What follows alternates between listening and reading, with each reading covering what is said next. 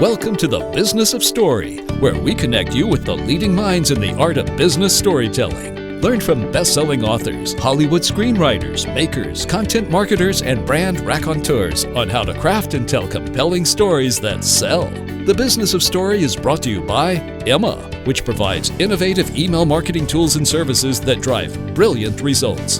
And by Convince and Convert, digital marketing advisors and counselors to leading brands and organizations worldwide. Convince and Convert helps you gain and keep your customers online. Here's your host, Park Howell.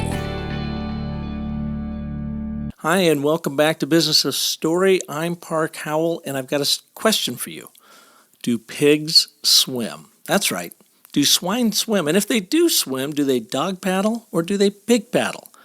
And if they do swim and dog or pig paddle, how can you use the story of a swimming pig to sell expensive photography?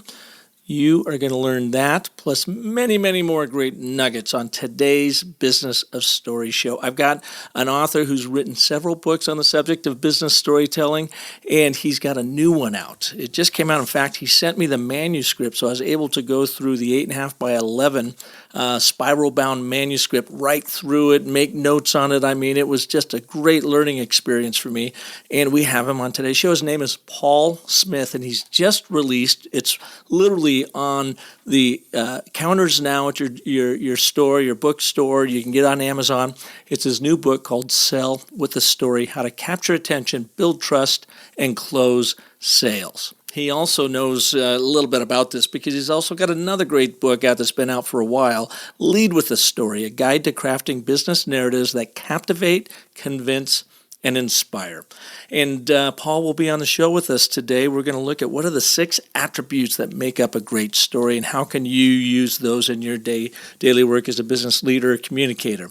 We're also going to look at why do stories matter? Why do we use them? Why do we have to use them? Why can't we just go features and benefits, blah, blah, blah, blah, blah? Well, it's about turning data into drama, and we're going to talk about and explore how story does that for us. Plus, we are going to go through a number of the 24 different stories that you can have in your back pocket that you can use and pull out an instant notice or put into presentations or use for your own podcasts and blogs and social media. These are stories that helps you fill out your library of great stories. They're proven, they work, and they're really, really fascinating. And we have just a really fun conversation today because we get to start off with swimming pigs, and why does that matter? So without further ado, let's get Paul on the show. Let's welcome Paul Smith. Hey, Paul, welcome to Business of Story. Hey, thanks very much for having me on here, Park. Now, you have just come out with your 3rd book all around storytelling. You had started with Lead with a Story, you've got Parenting with a Story, and now you have Sell with a Story. How did you get into the storytelling business, especially as it relates to leadership? Yeah, well, I'm a slow learner, but I probably spent my first 15 out of the 20 years I spent at Procter & Gamble before it dawned on me that storytelling was a legitimate and important leadership tool or technique. And I guess it took me that long because, it's not one of those subjects that they teach you in business school, and it wasn't on the new hire training agenda at P&G. And, so it slowly dawned on me that as I looked at the leaders at the company that I admired and wanted to work for and wanted to kind of be like when I grew up in the company, had this great gift of storytelling. And so I just kind of set out on my own to learn a bit about it. And I read all the books I could find and still kind of frustrated that I didn't know how to do it, and ended up interviewing CEOs and executives at over hundreds of companies now after 6 years later, but then just with a few dozen, just to kind of learn what they're doing and how they're doing it, what kind of stories are they telling, what situations do they find themselves in when they're telling stories, and are their stories working? And I ended up kind of reverse engineering my way into what is it that makes a great leadership story. But of course, very early in that journey, it stopped just being Paul Smith's personal learning journey and kind of became an idea for a book. So I figured, if I wanted to know this desperately, surely there are other people that do as well. And it turned out I was right. And what kind of work were you doing at Procter & Gamble? Yeah, so at the time, I was director of consumer research for, at the time, probably our paper businesses. So that's Bounty paper towels and Charmin bath tissue and things like that. Mm-hmm. And it's interesting that I guess through your research and seeing these great leaders using story that it ignited with you, hey, how does this work? I kind of had that same experience. Mine definitely came from the marketing side. I want to see how could you use storytelling principles out of Hollywood to make better brands and better brand stories. And this path has taken me into the leadership realm. Now, I'm not a leadership trainer, teacher, guru, but I have found that when I'm working with brands, that the leadership side of storytelling is as important, and in a lot of cases, maybe even more important than the brand strategy story work we're doing for them. And it's something that I just kind of learned in this process too. Mm-hmm. Yeah, I think obviously it's important in both places. I think there's nobody that tells a better story than the folks in Hollywood and the Madison Avenue, creative agency folks. So they figured that out a long time ago. I think it's only later did it kind of come into its own in the leadership realm, because you didn't have professional storytellers being hired to help leaders craft their story. Whereas companies have been hiring professional storytellers to tell their marketing and brand stories for decades, right? Mm-hmm. So I think that was a logical and obvious place for it to start. But yes, I think it's very helpful and impactful, and I think necessary at this point in leadership as well. And I'm finding in sales now, is my newer focus, and that's I think the next obvious place for it to be. Absolutely. So what is the most effective sales story you've ever heard? Well, at this point, I've literally heard hundreds of them, because the way I go about doing the research is I interview hundreds of people in dozens and dozens of companies, and each person I interview, I end up getting 8 or 10 or 12 stories out of them. So I think at this point, I've literally documented over 2,000 individual either leadership or sales stories or parenting stories.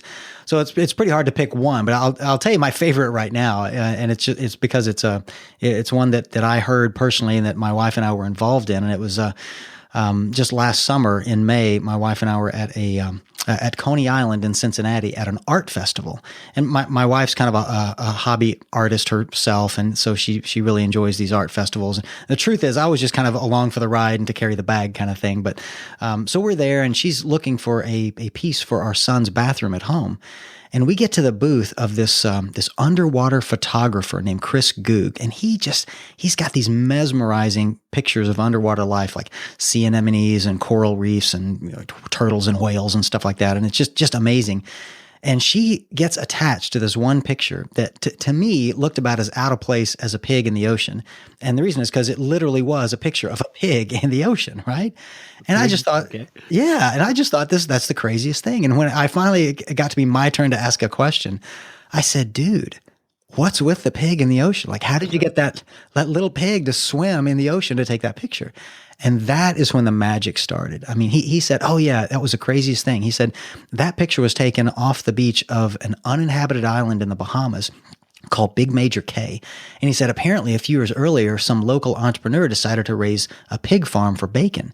And he said, but he wasn't a very smart entrepreneur. He didn't think very far ahead, because he threw them out on this island. He found this uninhabited island to keep them for free. So I guess that was pretty savvy of him. But he pointed to the picture and he said, now look up there on the beach behind the pig. What kind of vegetation do you see? And I looked and I said, I don't see much more than cactus up there. And he said, right, that's a problem, right? Pigs don't like cactus. And he said, so the pigs weren't thriving. And he said, good news for the pigs, though, a few days later, or not long after that, a local restaurant owner on a neighboring island started boating his kitchen refuse over to Big Major K every night and dumping it a few dozen yards offshore. So pretty soon, these hungry little pigs start to smell this food out there, and they get brave enough to start to swim or dog paddle or pig paddle, I guess, out into the water to get this food. And, first one pig, then two, then three, now it's 3-4 generations later, and all the pigs on Big Major K can swim. And he said, I didn't even have to get out of my boat to take the picture, because they've learned that anytime a boat's coming near, it means food. So they just eagerly swim right up to the boat. I just leaned out and stuck my camera in the water. He said, easiest picture I ever took. And of course, at that point, I've got my credit card out and I'm like, we'll take it, right? And think about that. 2 minutes earlier, that picture was worth nothing to me. I thought it was just a stupid picture of a pig in the ocean. But after hearing that story, I had to have it, right? And the reason is because now I wasn't just buying a picture. I was buying a story, right? And it was a combination of animal psychology lesson and geography lesson and history lesson all kind of rolled into one, right? And it's a story I get to tell anybody that comes into my house now and goes to the bathroom. And I love telling the story, right? I mean, the story literally made the picture worth more money to me. So that's an example that I try to document 25 different types of sales stories in the book, but that one is a value-adding story. So it's a story that literally makes the thing you're selling more valuable to the customer. Well, then on a very basal level, it works just as you said, because it infuses meaning into a commodity. You know, Right. I mean, a photo is a photo is a photo. Now, it is kind of interesting because you don't see many swimming pigs out there, Right. pig paddling, as you pointed out. But without that story, you don't have that value associated with it. You do like, looking at it's pretty cool, but Right. you said it infuses it with meaning as a geography lesson, a history lesson, a lesson of animal behavior. It's also an evolutionary tale. The fact that now these pigs are swimming, you just can't even picture that going. So Right. we have lessons throughout that and humanizes that imagery. Are all stories about sharing a lesson? Well, I think the ones that are used in business have to be. So if you were to just look at a Hollywood movie or a romance novel or something like that, those are normally just designed to entertain you. So they don't need to have a lesson at the end. But any business story, so a leadership story, a sales story, a marketing story, it's got to have a lesson and a call to action at the end, or you've kind of just wasted your audience's time, right? Now, in your new book, and it's really wonderful. In fact, folks, it's just out. I mean, I think it came out a week or two ago. You can get it on Amazon, Sell with a Story. And you talk about the 6 characteristics of a story. So we all know the importance of sharing a story, but if you could put some bones on it for our audiences, what are those 6 characteristics? Yeah. So, and the reason this is important is because I think today the word story has begun to be used in ways it was never intended to be used. And I think it's kind of watered down the meaning a bit. These days people will say, oh, well, my marketing plan's a story, our vision statement is a story, our brand logo is a story, everything's a story. Well, if everything's a story, then nothing's a story, right? So I think real stories that have this real power to engage human beings have these 6 things kind of in common. There's a time and a place. Right. So in the Pig Island story, it was, a few years ago, well, it was started with last summer, me and my wife down at Coney Island. But then the story he told me was a few years ago on Big Major K in the Bahamas. Right. So there's a time and a place. And that's quickly followed by a main character, so the pig in the story, for example, or the entrepreneur. And that character has a goal. So like the pig's goal was to eat, right, and thrive. And there's usually an obstacle or a barrier getting in the way of the goal of that main character. So for those pigs, it was the fact that there wasn't any food for them to eat, right? And then, so that's the 5th one. So the 6th one is events. There has to be something that happens, or a series of events that happen in the story. And you heard that happen with the Pig Island story, but compare that to a typical thing that we might call a sales story, where I tell you, or like Chris Goog could have told me, look, Paul, there are 3 reasons why you've absolutely got to have this picture in your house. First of all, it's exactly the right size to fit in your bathroom at home. Secondly, it's got the right color palette to match with the curtains and the towels that you already have there. And fourthly, it's priced right for you to just take home today without taking out a mortgage on your house, right? So you got to have this picture, right? Now, that might be a compelling argument, but that doesn't make it a story. Like that might convince me to buy it, but that doesn't mean it was a sales story. That was a sales pitch. Well, right? He's leading with data, Right, versus the narrative backed up by data. Right. So that's the difference. Stories are. I mean, when you think of the definition of a story, think like a 10-year-old. If you told this story to a 10-year-old and said, "Was that a story?" If you told the Pig Island story to a 10-year-old, they'd say, "Well, of course, that's a fun story." But if I told you, "Here are the 3 reasons why you got to buy my picture," a marketing executive might say, "Oh, that's a great story." A 10-year-old would go, "Are you nuts? That's not a story. That's just a list of 3 things." Right? So the 10-year-olds kind of have it on us in this situation for really knowing what a story is and what is not. Now, you talk about the 6 characteristics again: time, place, main character, goal, obstacle, and events. Right. So those last 2 are so critical, aren't they? Because you have to have obstacles, you have to have conflict within a story in order for the brain to really embrace that story, because if you have no conflict, you really have no story. So your character has to want something, and in this case, your customer would be living vicariously through that character. They want the same thing too, but they've got obstacles in front of them of achieving that, and then you take them through the process. Now, some people will say, and I've had PhDs and really thoughtful engineers, really bright, smart, educated people say it's all a gimmick. It doesn't really work that way. You guys are just using a gimmick. And I have an argument for that, but how do you get around that when people say, "Oh, Paul, yeah, that's nice, but let me just go back to my listicles and my facts and stats"? Well, I think for better or worse, the human brain was designed such that we make decisions often subconsciously, emotionally, sometimes irrationally in one place in our brain, and then we justify those decisions rationally and logically after the fact in another place in our brain. And that's just a fact. That's what cognitive psychologists have learned in the past 30 years of doing, research. So that's just the way we do make decisions, whether we should or should not. In fact, there's actually a fair amount of research that suggests that people that don't use emotions properly when making decisions are not the best decision makers. In fact, common sense kind of backs that up. I mean, we have a word for people who don't use emotion when they make decisions. Do you know what that word is? No, what's that? Psychopath. Right?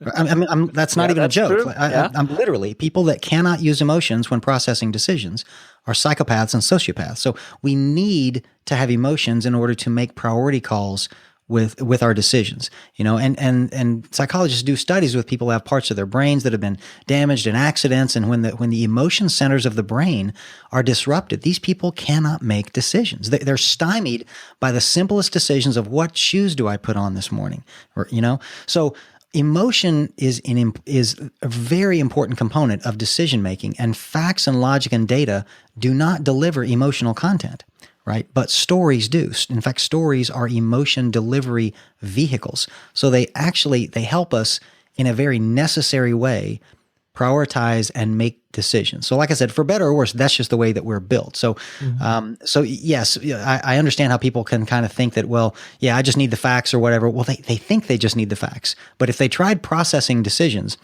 without the emotions, it would turn out that they can't do it very well. Most of us aren't in that situation. Now, I don't know if you knew him at the time when you worked over at Procter & Gamble, but Jim Stengel has a terrific book out called Grow. Yeah. About brand ideals. And of course, Procter & Gamble's pretty good at storytelling in their own right. As you were working there and you were, you said in consumer research, did you see, was there a big sentiment or ethic around storytelling there? Or was it just sort of a given and that buzzword had not, come to the surface yet in your work through there? No, storytelling is not unfamiliar to marketers, and certainly not our ad agencies that produce the most of the copy.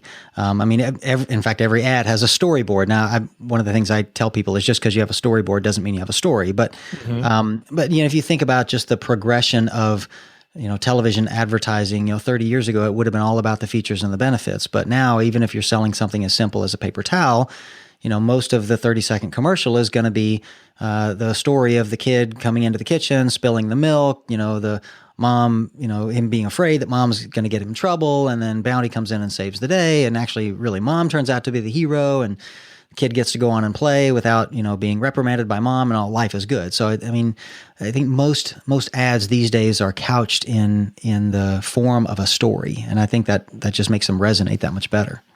And why is that? Why do stories matter? I know in your book you've got a number of them. Let's go through a few of them. And why do stories absolutely matter for us, no matter who we're selling to? I will tell people, you have to own your story first before anybody else is going to buy into it. Right. So they have to really understand what their story is and can use, a book like yours to help them figure that out. But why? Why does it matter? Yeah, so kind of two of them we probably talked about already. So one is that decisions are made more emotionally, all right?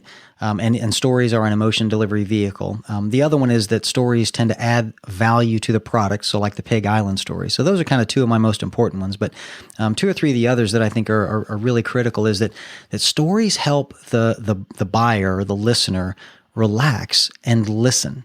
There's something amazing that happens. And if you think back to your college days when the professor stopped scribbling formulas on the board and turned around to just give an example or tell an anecdote or share a story, what the students did is they put their pencils down, they leaned back in their chair, and they just listened. Right? And that's what you want your audience to do, because normally when the salesperson is in the buyer's office and they're giving their sales pitch, the buyer is critically evaluating every word that comes out of the mouth, looking for a hole in it, to poke a hole in it in order to find a reason to say no. But when you stop sales pitching and start telling a story, they do the same thing the students did. They put their pencils down, they lean back in their chair, and they just listen. And they'll listen to your whole story, and then they will evaluate it. I mean, you don't want them to not evaluate your ideas, but you want them to evaluate it when you're done giving it to them, as opposed to every word of the way and ready to interrupt you. One other that I'll share is that stories make facts easier to remember. And there have been a number of studies that prove this, and they conclude that facts are either 6 or 22 times more likely to be remembered if they're embedded in a story than if they're just given to people in a list. And it doesn't matter which study you believe in, because I'm going to prove it to you and your listeners right now. And that is, all of you listening right now know that by this time tomorrow, none of you are going to remember this list of 4 or 5 things that I'm giving Park right now, right? Nobody. Park won't remember it, right? Now, but all of you do know that by this time tomorrow, you will remember the story of Pig Island, right? And next week and next month and next year, none of you will remember this list of 5 reasons why storytelling works. But all of you will remember the story of Pig Island, and you could probably tell it and get most of the facts right. All right, so that's the power of a great story. It goes back to that quote, I think, is it John Haidt that said, the human mind is a story processor, not a logic processor? Yeah. Fabulous author and sociologist, I believe, by the way. Yes, and that's kind of what the cognitive psychiatrists have learned, is we are much more natural at processing emotion, and we've only learned in the past, a couple of thousand years since the Greeks invented logic to really understand and deal with logic, but we naturally process emotion in stories. Yeah, and I think it goes back to that human survival mechanism. We had Lisa Cron on the show a few months back, a great author, and she teaches authors about story and storytelling. She has a tremendous book called Wired for Story. And she makes a very good point in there that, we can go weeks without eating, days without drinking, but only about 35 seconds without creating meaning out of something happening around us. And we use story as the software to create the meaning for the hardware of our brain in order to understand, man, is this going to kill me or is it not? That's data. I think we get so caught up, especially as we go up the hierarchy of education, that we think data is the story. And I maintain that data is the foundation for a story, but it's not the story. And the reason being is data either records an event, monitors an event, or attempts to predict an event. But it's the event and the story around that event that we care about, because events can kill us, data cannot. And I think it's just a very basic premise. And why do you think it is, and maybe you see it too, especially in your research side of life, that kids coming out of college or as they're leveling up in their MBAs and their PhDs, they are so driven by the data that they lose this ability to connect on a story level? Yeah, I think we've taught them that. I think, if it was 100 years ago, most conversations included stories, even in the business world, just because we didn't have computers and databases and, so normal everyday transactions in the business world, and influencing people to make decisions had to happen with a story. So it's only been in the last, few decades that we've kind of unlearned the ability to tell stories and attached ourselves so mightily to data and analysis. And it's great that we have. I mean, it's wonderful that we have the ability to have this rational statistical analysis, because we make much better decisions when they're decisions informed by data than when we're making decisions uninformed by data. But some people take that so far that they just abandon the whole idea that we need to eventually turn the data into a story, as opposed to just present the facts and assume that they will work on their own. Jonathan Gottschall, the author of Storytelling Animal, I loved his analogy of story is the Trojan horse that delivers the data inside the walls. So you get that Trojan horse to show up, you deliver it through the emotion, but then you back it up. through the power of the data that here's the data points. Here's why this story makes sense to you and why we ought to move forward. And here's how I can back that up. So it's kind of the chassis to that beautiful Tesla car. You're racing down the road. Right. Everybody enjoys the experience of that Tesla. You're riding in it, you see it whizzing by. And that's the story, the emotion that you're riding along with in story. The data happens to be the four wheels, the electric motors attached to it, the chassis that drives the whole thing. Right. In your list, too, I love this idea of stories are contagious. Can you share a story with us of how you've seen that in action? Oh, yeah. That's a bit like asking, have you ever seen advertising work? Well, yeah, every day. Mm-hmm. I mean, and you see this yourself. We all see this. When you see something on social media or hear a story at work or at school or wherever you happen to be, and you go home and tell it to somebody else, you've just seen that in action. You heard a story so compelling, you had to share it with somebody else.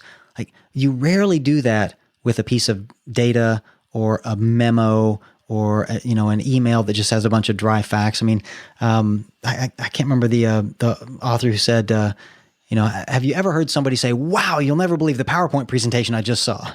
Like, nobody says that, right? Yeah. But they do say that about a great story. Wow, you'll never believe the story I just heard. Let me tell you about it. Right? Yeah, So that happens every day. Absolutely. And in your book, too, you talked about a lot of the research that you did around procurement people who you would think would be completely data-driven, and I'm sure that plays a big part of it. But you were suggesting that they are absolutely hungering for stories to be able to connect with people, to really understand what it is you were trying to sell into that particular company. Yeah, that was one of my more pleasant surprises in doing the research. In fact, the truth is, I kind of added procurement people to my interview plan, not on a lark, but really as an afterthought. I mean, I'm writing a book about storytelling for salespeople, so I knew I was going to have to interview lots and lots of salespeople. And I added them, and I very quickly realized that was a great decision that I kind of accidentally made my way into, because, I mean, who better to tell you what sales stories work and don't work than the professional buyers who listen to hundreds of them a week and decide which things to buy and which ones not to buy. So, at the end of it, I'm convinced I learned more from the buyers than I did the sellers. But one of the things I did learn is that they want to hear your stories, and there are stories that they want you to hear from them too. But one of the, I think it was a Forrester research study that asked a bunch of buyers how prepared salespeople are who call on them in a number of areas. And it was knowledgeable about the product they sell, knowledgeable about the buyer's company and industry and things like that. And those things were fairly high. They know about their product and they're fairly knowledgeable about my industry. But lowest on their rating scale was came prepared with stories, examples, or anecdotes about how the product works. So literally the least satisfied these buyers were was with the sellers having adequate number of stories to share with them. And it's important that these stories, though, relate to that buyer's point of view as well. So the anecdotes are great, but they have to be in context to whom you're selling to. Right. Yeah. Or somebody really just like them, right? So, the salesperson might call on 5 customers that are all in the same industry, and those others will be a great fodder for stories because they're in a similar industry. Yeah. Now, Paul, I maintain that we were all at the tops of our storytelling games in kindergarten, and it was just simply, our educational systems and corporate structures and, political correctness and whatever, social constructs have silenced that storyteller, not killed it, but it's still in there. What have you found? What are the best ways for people to kind of give themselves permission to re-invite that storyteller in? And also, in your list, you talked about stories help make us original. So how do you reignite that inner storyteller and share your originality in, the very competitive arena of sales and marketing? Yeah, well, so that's the part of what I do when I meet with clients and customers is the first thing I want to do is convince them that you need to be telling more stories. So I'll cover many of the things that you and I talked about earlier, why storytelling is important.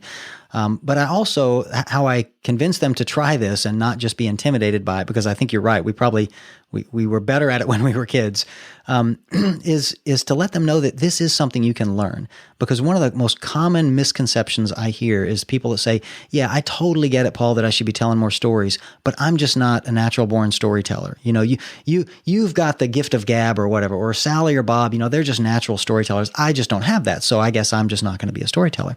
And my response to that is that's just not true at all. Yes, storytelling is like most other things. Some people are going to be naturally better at it than others, like music or art. Some people are natural born musicians or artists. I am neither of those, by the way. But I'll bet if I wanted to learn to play the guitar, I bet I could take guitar lessons for 6 months and I would probably be able to strum out a few songs, right? Now, I may never make it to Carnegie Hall as the world's best guitar player because I'm just not naturally gifted that way, but I could absolutely learn how to play. And so that's the same for storytelling. You may not be good at it, but that's probably because you've never taken a class in it. You've never read a book on it. You've never practiced it. You've never studied it as something worthy of being studied. And so that's my main objective early on with new clients, is convincing them that A, it's important, B, it's learnable, just like anything else. Follow the tools and techniques that I'm going to teach you, and you can do it much better yourself. Yeah, absolutely. And it's I teach at Arizona State University an executive master's program in sustainability leadership. And when we get our students in, we'll have between 20 and 25. It's a 12-month program working with executives around the world. And it's funny, I get a third of them in that are really excited about, I think I'm a pretty good storyteller. This will be great. I will, can help ignite that passion inside of me. I get a third of them that are like on the fence, like, okay, let's give this a go. I think I can learn it. And then I've got a third of them that are terrified by it. Yeah. And what I find at the end of this 12 months, typically those that are terrified become some of the best in the class because they see it, they recognize it within themselves. And it does reignite that one true superpower we all have, that power of story in them. Then they get comfortable with it and they see it is as normal and natural to them, how they process the world, that they can then use it to help people process the world around them. And when I say process the world, of course, sell them something. We're always selling. In their cases, it's typically a social cause within a large organization that they're trying to build out an initiative of some sort, So they've got to bring story to that to demonstrate the event around it and emotionally why this matters. And then, of course, back it up with a very solid business case. That's where the data comes in. That's where they demonstrates where the numbers add to efficiency, reduce risk, enhances the brand, increases the bottom line. Right. And it's so funny too, Paul. I can tell you when we start in our first week, they always come and they first just start hitting us with the numbers, why this is important number-wise. Right. And it's so interesting. You have to take a canoe paddle upside their head and hit them and say, no, let's start with the emotion, sell to the heart, and the brain will follow. It's just really fun. That's a great observation. I'm obviously preaching to the choir here. Well, let us take a break here for some stories from our fabulous sponsors. And when we come back, Paul, you've talked about 24 or 25 kinds of stories that we all need to know or be aware of or have in our back pocket so that they're easy for us to access in our archives, and how to go about starting to create that story archive that can make it uniquely our own so that we can truly own those stories to get others to buy into them. So let's cover that right after these messages. Very good. Hey, if you like what you're hearing here on Business of Story, then you are going to love Definitive, the email from Convince and Convert that many marketers say is the most useful resource around. Each day, the team at Convince and Convert picks a topic and sends you the 3 best resources ever created about that topic. It's topical, it's timely, it's useful, so go to definitivedigest.com and subscribe for free right now. Hey, I've got a question for you. What's the best call to action button color on your website? Yeah, you probably didn't see that one coming, did you? Well, what's the best shape and sizes of your CTA buttons? And what copy gets more clicks? These questions have interrupted my sleep patterns for weeks now, until I downloaded a helpful new email marketing guide from Emma called Why We Click, the Psychology Behind a Great Call to Action. You'll learn how applying just a little bit of brain science can transform your CTA buttons into small but mighty conversion powerhouses. It covers the button color, copy, and placement that helps skyrocket click rates. Check it out at myemma.com/click. You know, Emma helps marketers everywhere send smart, stylish email newsletters, promotions, and automated campaigns, and to help us all rest a little easier knowing our email marketing is doing its job. So check out their new publication at myemma.com/click. You, like all business leaders and communicators, have an important brand story to tell, but it's probably not being heard. There's just too much competition for our attention. Unless, of course, you tell a better story. For over a year now, I have connected you with more than 50 international story artists through this podcast to help you craft your ideal brand story for the growth of your enterprise and your people. Did you know I'm also available to you for speaking engagements, brand and leadership story workshops, even for one-on-one Skype or telephone brand story strategy consults? Plus, you can begin clarifying your brand story right now by downloading the interactive DIY workbook at businessofstory.com. You see, your sales don't have to be comedies or tragedies. You can make them epic by clarifying your brand story and connecting with audiences and customers like never before. So download your workbook today at businessofstory.com. And if you're not 100% satisfied, I'll happily refund your money. And one last thought. Just remember, the most potent story you ever tell is the story you tell yourself. So make it a good one, my friends. Story on.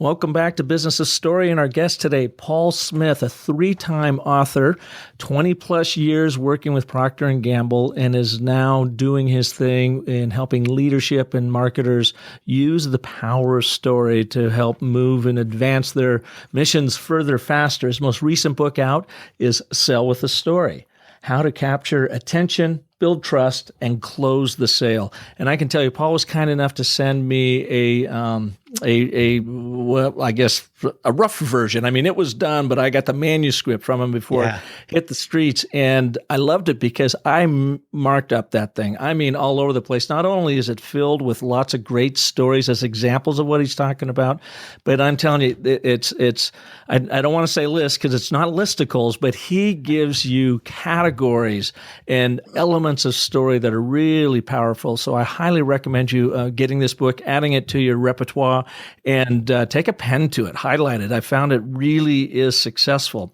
in helping me kind of formulate, where do I find my stories? And that's what I want to talk about the rest of the show here, is in that you talk about the 24, 25 different kinds of stories that we need to know.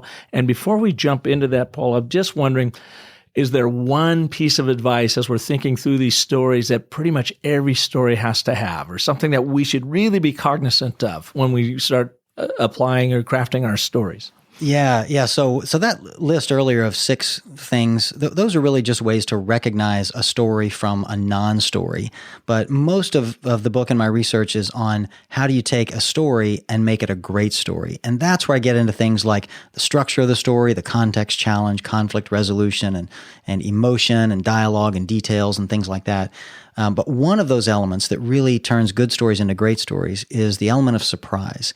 And I think underutilized in business stories, leadership stories, and sales stories, because people don't know how to create a surprise. Whereas, a Hollywood screenwriter, or a novelist, they know how to create surprise in a story. But it turns out it's really very easy to create surprise in your stories. And I'll give you an example. There's a little kid, a 9-year-old boy named James, who was in the kitchen with his mother and his mother's sister. So while mom and auntie are having tea at the kitchen table, James is standing at the stove watching the tea kettle boil. And he's just fascinated with it. He's watching the steam come out of the kettle like the jet of steam, and he's got a little spoon, and he holds it up in front of the jet of steam and watching it condense into little droplets of water that run down the spoon and drip into a cup. And he's just watching the cycle go over and over and over again. He's just fascinated with it.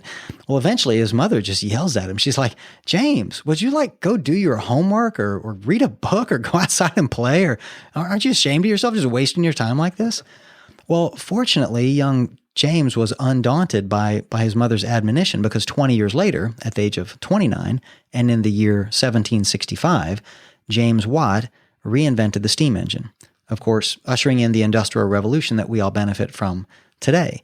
Now, so there's an example of a story that the first time I read that story, it was in a book called James Watt, written by Andrew Carnegie in 1905, right? So the whole book was a biography about James Watt, the inventor of the steam engine.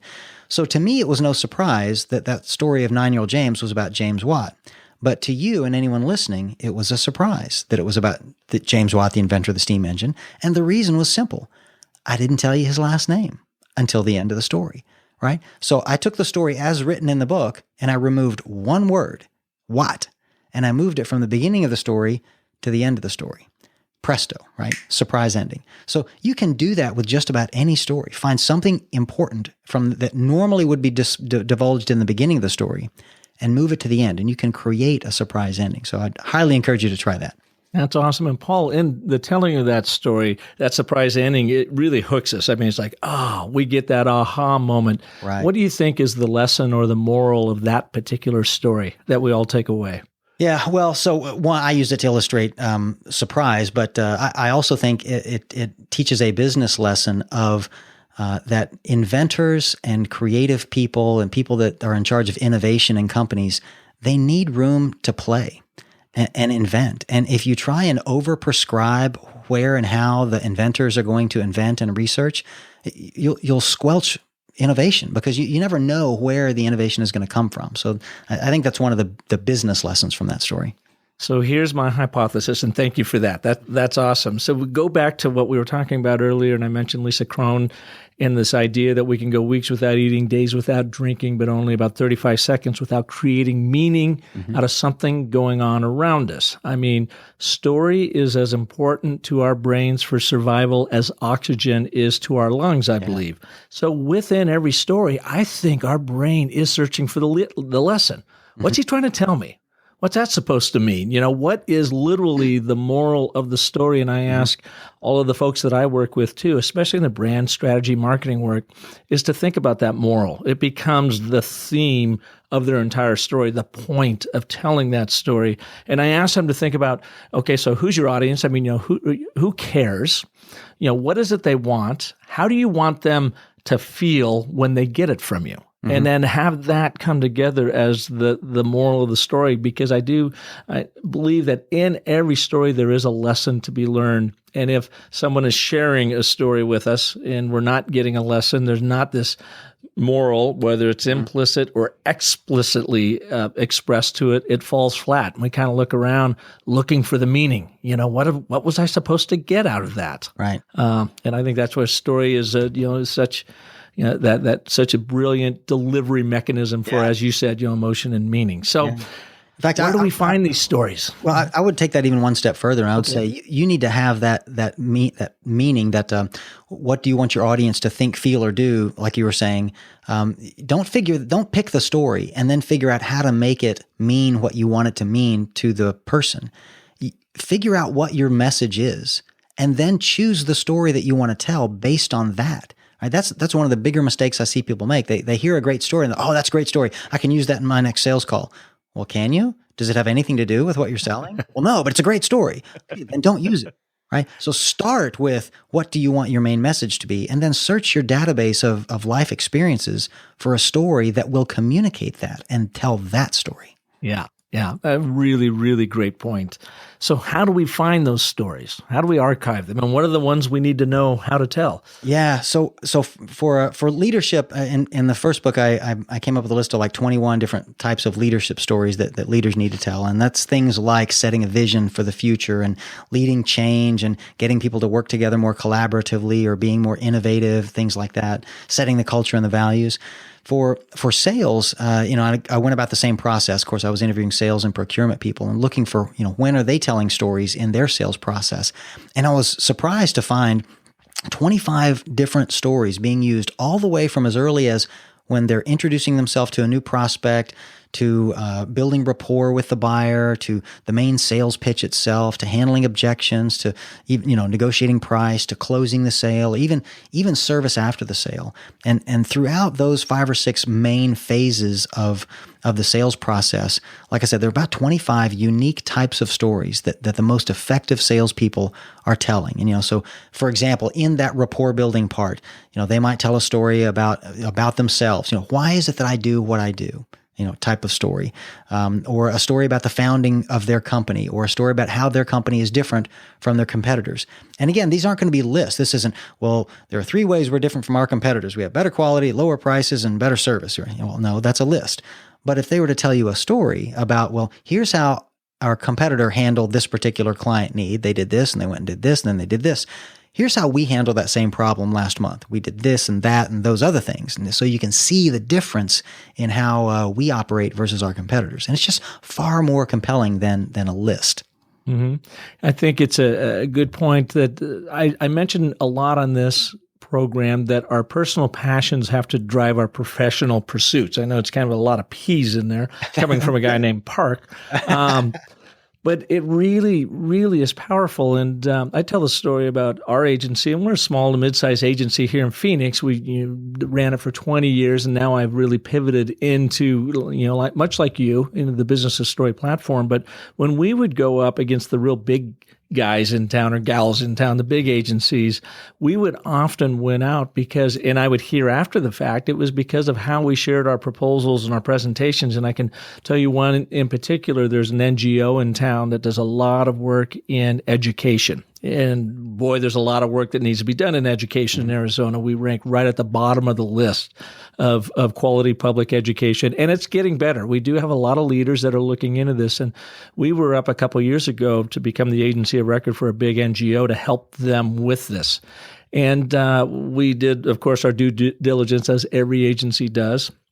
And we went in to make our presentation, and one of the real big guys in town was in there, and they were just finishing up and had, 6 or 7 or 8 of their people around the big conference room table and doing their presentation. They all looked great in their suits and all that, and they all left. And then we went in, the 3 of us, and we completely wrapped around our proposal around my particular experience with our 3 kids in education in Arizona, that played into private schools, into public schools, into secondary education. And I literally broke our presentation down into 3 acts, set up problem resolution, and took them through from our kids, literally took pictures of them, in their first day of school to ending up to 2 of them graduating from college and the 3rd one still working on that. But I took them visually through, this is our experience over the past 15 years in Arizona with public school and private school. Here's what we've learned. Here's what upsets us as, parents in this whole situation. And here's what we can do as professional communicators in town to help you achieve your goals. And we won it. And the reason why we won that piece of business is they said, we just felt like you cared more. You were more vested. You were, into it. We represented that business for an awful long time. And it's because we simply showed the humanity of our offering, not just the whistles and bells. And yes, and we got media, and we've got top creative and award-winning this and, stellar that. That's the price of entry. But we had to show them how it really impacted us on a personal level. And that was the one story that really, one big presentation that really rung true with me, because it was one of the first times we used our story cycle process on ourselves to make that presentation. And it boils it down of taking your audience through that 3-act structure of setup, problem, resolution, and then you backfill that with all the nuances of the data that you need to make your points, but you deliver that data through the power of story. As they say, a spoonful of story helps the data go down. Yeah. Well done. Good for you. Do you have last 2 go-to stories that seem like they work almost every time? I have dozens. If we had time, I could tell you dozens of them. But that's the kind of question that I often get from people who they want it for themselves. I know you want it for the show, but they'll say, "Hey, I've got a big sales presentation next week. Do you got any new stories?" That silver bullet story, exactly. right? I'm like, how could I possibly pick a story to tell you? I don't know what you're selling, who you're selling it to. That again, those are the kind of questions I get from people who I know you get story, but they don't get it. They're like, it's just like something I do to kick off a meeting, right? Or like a joke or something to lighten the mood as an icebreaker. No. I'm not trafficking in stories that are icebreakers.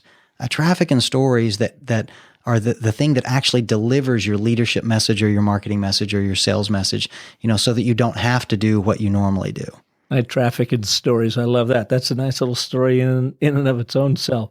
I think, and I probably asked that question incorrectly, I should say, what sort of category of story? And my answer would be, what seems to work for most people when I'm coaching them is to start with themselves. And it makes them really queasy because they have to get a little bit vulnerable as they get even more authentic. And I ask them, why are you sitting across from this individual personally? I mean, what is your personal passion that is driving this thing?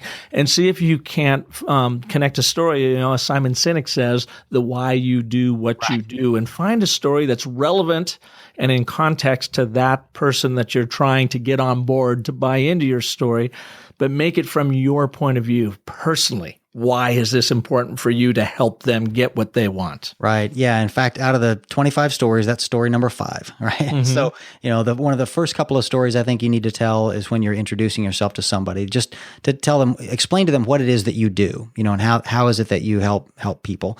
The second couple of stories that I ran into, though, are stories people tell themselves, salespeople tell themselves as a motivation story or to help them relax and take the stress out of the sales call. But once they actually get into an official sales call with a buyer, that one you just mentioned, that why I do what I do, is the first story that they need to tell in that situation. And you're right. I think that's one of the most critical stories that everybody needs to be able to tell.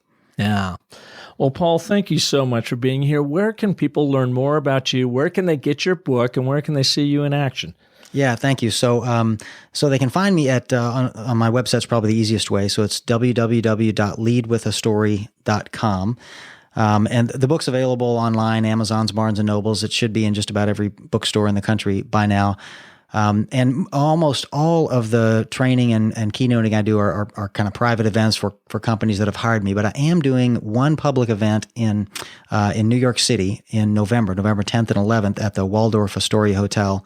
And if people want to come see me there, you can do that. And in fact, if you go to Executive Insight 16, the number 16.com, you can register for that event. And there's actually 9 other fabulous speakers that are going to be there over a couple of days teaching all kinds of wonderful stuff.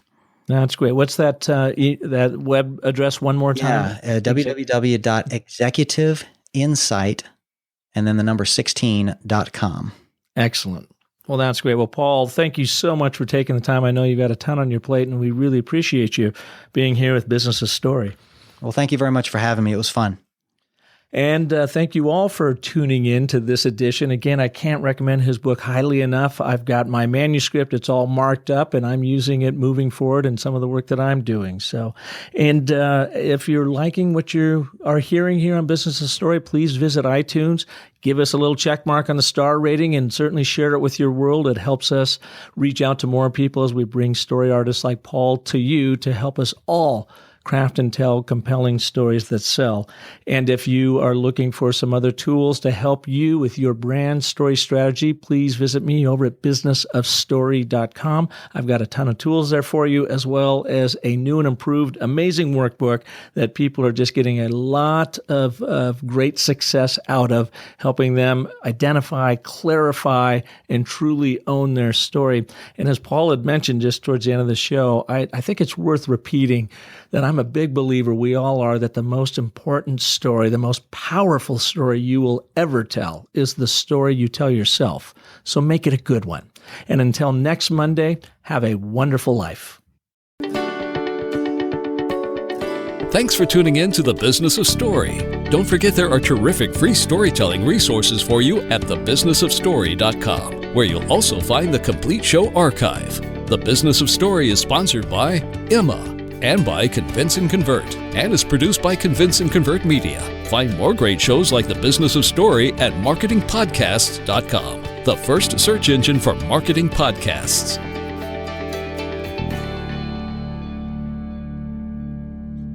Podcast imaging by Audiobag.com.